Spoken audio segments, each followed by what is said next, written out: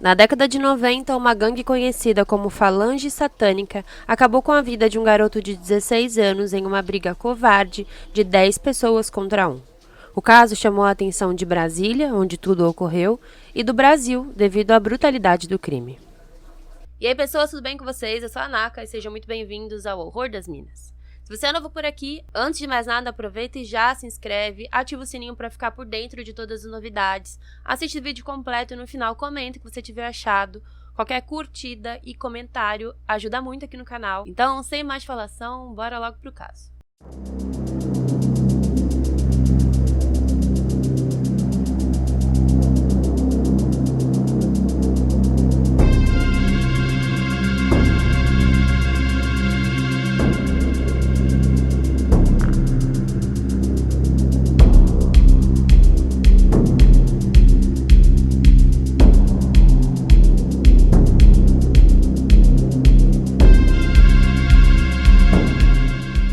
Recentemente, eu trouxe o caso de Alex Thomas, que foi vítima de uma gangue no sul do Brasil. O caso de hoje é uma sugestão trazida aqui no canal e se você também tem uma sugestão de caso, pode deixar aqui nos comentários. Na década de 90, uma gangue de jovens lutadores de artes marciais era conhecida como Falange Satânica. A Falange Satânica atuava em Brasília, mais precisamente na 405 Norte, e era composta por jovens de classe média alta da região. O líder da gangue se chamava Gengis Kane Braga Barcelos de Brito. Ele era sobrinho de um delegado muito conhecido na cidade, cursava administração de empresas na UPES e depois se formou como bacharel em Direito. Na época, pelo menos 10 pessoas eram envolvidas nessa gangue e costumavam criar bastante casos, se envolver em muitas confusões pela cidade. Alguns, inclusive, já tinham passagem pela polícia. Isso era algo até que comum na época. Eram gangues de território que costumavam brincar com outros jovens de outros territórios. Ao mesmo tempo que isso acontecia, lá morava também o Marco Antônio Velasco e Pontes. Ele tinha 16 anos na época do caso, ele gostava de esportes, jogava futebol e sonhava em jogar profissionalmente. Ele era o filho mais novo entre 4 mulheres, era filho de Valéria de Velasco, uma renomada jornalista que atuava na redação do Correio Brasiliense. O Marco era conhecido como Marquinhos. Ele era sempre visto como um jovem muito querido, muito alegre e brincalhão. Em agosto de 1993, o Marco Antônio estava com 2 amigos na quadra onde ele morava, 316 Norte. Lá, os 2 amigos viram a gangue Falange Satânica, composta por 10 jovens, se aproximando deles e começaram então ali uma discussão, como de costume. O Marco e o seu amigo logo correram dali, mas foram perseguidos pelo grupo e nesse momento ele acabou se perdendo do amigo, já que ele acabou tropeçando em uma cerca de arame e caiu, enquanto o amigo continuou fugindo. Com isso, Gengis Kane, de 19 anos, Luciano Pinheiro, de 21 anos, Francisco Rivelino, de 20 anos, Breno Gustavo Martins, de 19 anos, Alessandro Bandeira, de 21 anos, além dos menores R.O., de 17 anos, K.A., de 16 anos, D.K., de 14 anos e T.W., de 17 anos, chegaram até o Marco e começaram uma série de agressões. Segundo um testemunho, o ato foi de extrema violência, uma verdadeira carnificina. Esse testemunho, inclusive, foi dado por um homem chamado José Antônio da Silva.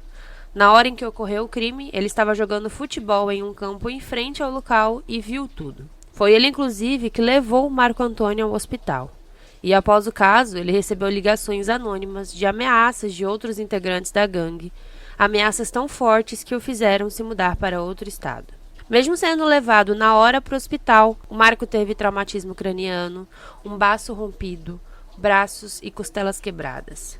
E após 10 horas de ser internado, ele faleceu. Na época, ele tinha apenas 16 anos. O caso foi completamente emblemático e chamou a atenção de toda a cidade, já que mesmo sempre ocorrendo essas brigas de gangues pela região, nada tão violento havia acontecido desde então. E lembrando que foram 10 pessoas contra apenas 1. No dia do crime, o Gengis Kane, o Luciano e o Francisco foram presos junto com os menores de idade.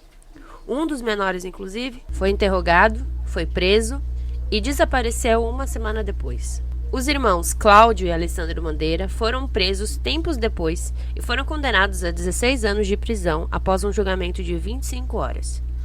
Eles negaram o crime durante o julgamento, deram outras versões, porém foram desmentidos por 3 testemunhas. Tudo aconteceu durante o dia, à tarde, então tinha muitas pessoas perto, muitas testemunhas puderam ver o que aconteceu realmente. Os menores de idade foram condenados a uma pena de 3 anos de reclusão no Centro de Apoio ao Jovem. O Gengis Khan, líder do grupo, confessou o crime, mas achou que fosse algo corriqueiro, um depoimento de agressão que ele já estava acostumado a fazer. Ele não sabia ainda que o Marco havia realmente falecido. Como ele era de família envolvida na polícia, sobrinho de um delegado, ele foi orientado a se entregar e delatar os seus amigos. E só após assinar a sua confissão, ele ficou sabendo do óbito. Por conta disso, na época ele foi condenado a 21 anos de prisão. A defesa dos réus chegaram a alegar que o Gengis não estava no dia do crime, mas tudo caiu por terra com as provas que tinham contra eles. Além de, claro, a confissão e as testemunhas. Segundo boatos dos moradores da região, nada teria acontecido por acaso. Um dia antes, o Gengis Khan já tinha um embate com um amigo do Marco, uma espécie de disputa por uma namorada. E no dia do embate, eles armaram para pegar esse amigo, que foi, na verdade, o que conseguiu fugir. E por isso Marco foi pego quando caiu nesse caminho. Inclusive, uma terceira pessoa entrou na briga contra a gangue, naquele mesmo dia. Isso porque antes da briga, por volta do meio-dia, um lavador de carros que estava próximo à gangue entrou em uma desavença, uma discussão, e sozinho bateu em pelo menos 3 deles. Mais tarde, por volta das 17 horas, a gangue voltou até a quadra para resolver essa situação ou com um amigo do Marco ou com um lavador de carros. E foi aí que o Marco, que estava junto com um amigo indo comprar pão, acabou fugindo, caindo e pego pelos esses 10 homens. O único dos criminosos que conseguiu um álibi real foi o Breno Gustavo.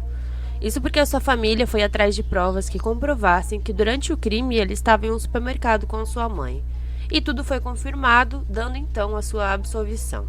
Mesmo sendo condenado a mais de 20 anos de prisão, o Gengis e a sua gangue passaram somente pelo menos 6 anos atrás das grades. Depois, em 2003, o Gengis Khan foi novamente preso, dessa vez por tentar passar um cheque falso para comprar um celular. Ele então foi preso, agora por estelionato e falsidade ideológica. Ele foi condenado a 7 meses de prisão e perdeu o direito de condicional. Em 2007, ele apresentou um bom comportamento e conseguiu reverter a sua pena para regime domiciliar. Porém, em 2018, ele foi pego com drogas em seu carro e foi preso novamente, chegando inclusive a tentar fugir do presídio. Depois, 3 processos da Lei Maria da Penha haviam sido abertos contra o Gengis Khan. E em um dos casos, a sua namorada alegou que durante uma discussão, ele bateu contra o seu rosto e disse que ela merecia um tiro na cara. Todos os processos abertos contra ele foram de mulheres diferentes. Em outubro de 2022, o Gengis morava com a sua atual esposa e o seu filho na Vila Planalto. Ele chegou a ter uma discussão no prédio onde morava, pois não estava pagando os aluguéis. E o dono do estabelecimento teria cortado a energia e a água já há cerca de 3 meses. Quando ele voltou para casa após uma denúncia de injúria e ameaça, um homem teria apontado uma arma para dentro da sua casa e efetuado 2 disparos que não pegaram em ninguém. Porém, em seguida, um grupo de pelo menos 6 homens invadiram sua casa e espancaram Gengis Khan, que teve uma lesão na cabeça, no olho, uma perfuração de pulmão e 7 costelas quebradas. Ele ficou internado por 2 dias e depois teve alta, voltando a viver a sua vida normalmente. Após a perda do filho, a jornalista Valéria Velasco criou o Comitê Nacional de Vítimas da Violência, o CONVIVE, e virou subsecretária da Subsecretaria de Proteção às Vítimas de Violência. Ela dizia que trabalhava para que ninguém sofresse o que ela sofreu com a morte do filho. Ela se tornou uma mulher muito conhecida e respeitada pelo seu trabalho, porém, em abril de 2018, ela faleceu, vítima de um aneurisma na aorta abdominal. Então foi isso, gente. Espero que vocês tenham gostado aqui do vídeo. Lembrando, se você for novo por aqui, aproveita e já se inscreve, comenta o que você achou desse vídeo, compartilha com seus amigos. E é isso. Muito obrigada, valeu e tchau, tchau!